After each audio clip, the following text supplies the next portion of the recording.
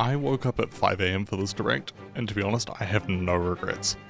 As far as directs go, this was a really short direct, but my god, they announced a lot of stuff in a short time. There were a total of 8 different game-related announcements, with the majority being new content or events for their existing games. On top of this, we had 2 brand new Pokemon games announced, neither of which were on my Pokemon Day 2024 bingo card.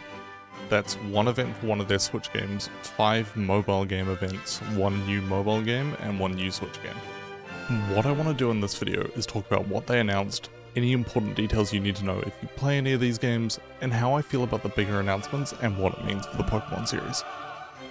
I haven't really kept up with the Terra Raid challenges they've done in Scarlet and Violet, but this is fantastic news for people who are still actively playing Scarlet and Violet and are currently enjoying the DLC.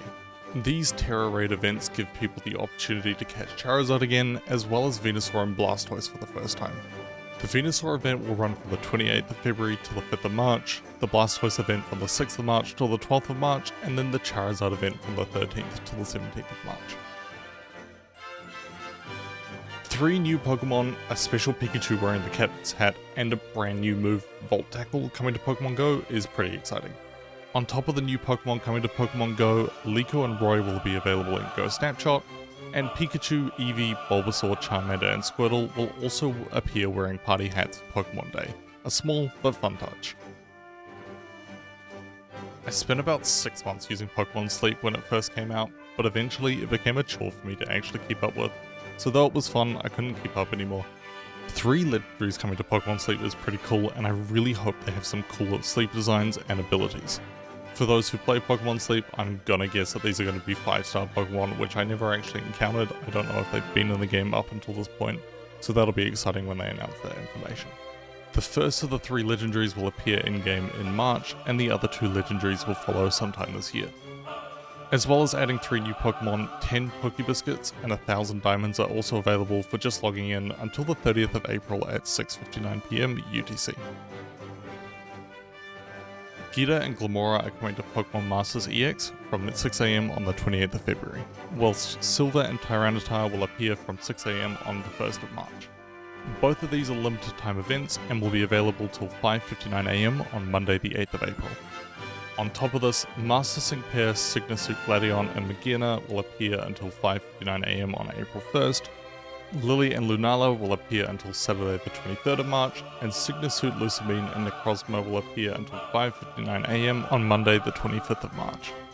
The photo creator is finally coming to Pokemon Masters, and then Riley and Lucario can join anyone's team, and the in-game event will be available until March 31st at 5:59 AM. Lastly, anyone logging in until 1:59 PM on the day of the direct will receive 3,000 gems, and that's a surprisingly short window. New puzzles are coming to Pokemon Cafe Remix, where players can earn Gimmighoul coins. New outfits for Sprigatito, Fuecoco, and Quaxley will also be available till the 14th of March, and Koraidon will be available until the 14th of March at 5:59 AM, with Miraidon being available from 6 AM that day until Monday, April 1st at 5:59 AM. I think this is probably the only leak I saw that was actually correct, but Miraidon is coming to Pokémon Unite. Phalanx is also making an appearance, as well as Ceruledge, who is especially getting some love from the Pokemon Company this direct. And I'm not mad about that, Ceruledge is definitely one of my favourite Gen 9 Pokemon. Miraidon joins the game today, Phalanx is coming in April, and Ceruledge will come at an unannounced date. There's also a special event for Miraidon where you can earn its Unite license, which runs till the 23rd of March. The prize machine will be available for 100 uses at no cost, and is a fantastic way to get popular Holoware. Pokéday 24 is a special gift code that will give you a Platinum Miraidon Boost emblem and a 3-day limited license for Miraidon, and is available till the 31st of March. Pokémon TCG Pocket is a brand new game coming to mobile. Players can collect and open packs, trade cards, and battle other players. Of all the new features they announced for this game, the immersive art cards are super cool and probably my favourite feature of everything they announced.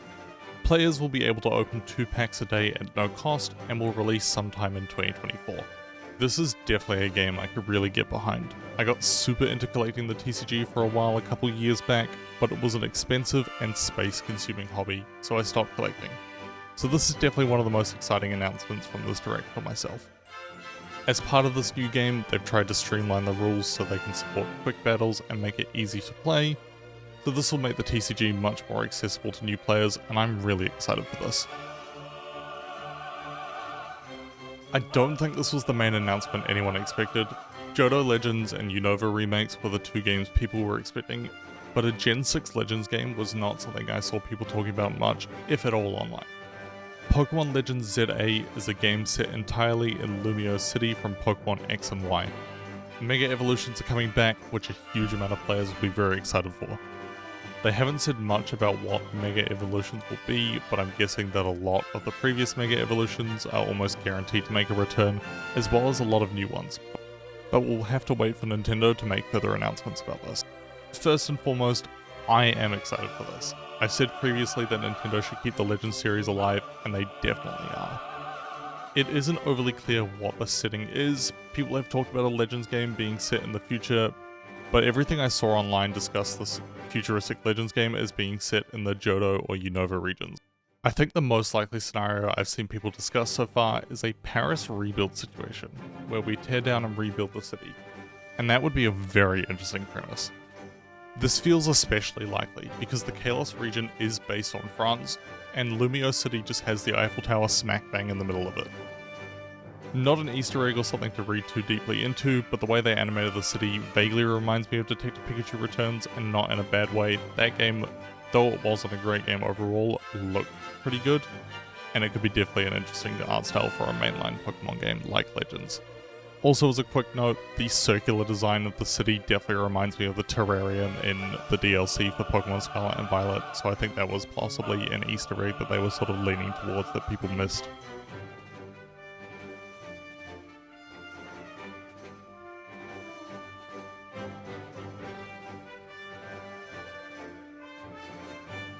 Overall, I thought that was a pretty good direct. It would have been nice to see a little bit more on the new Legends game, but I'm not surprised they're leaving it to a teaser just now, as it's still not coming till 2025.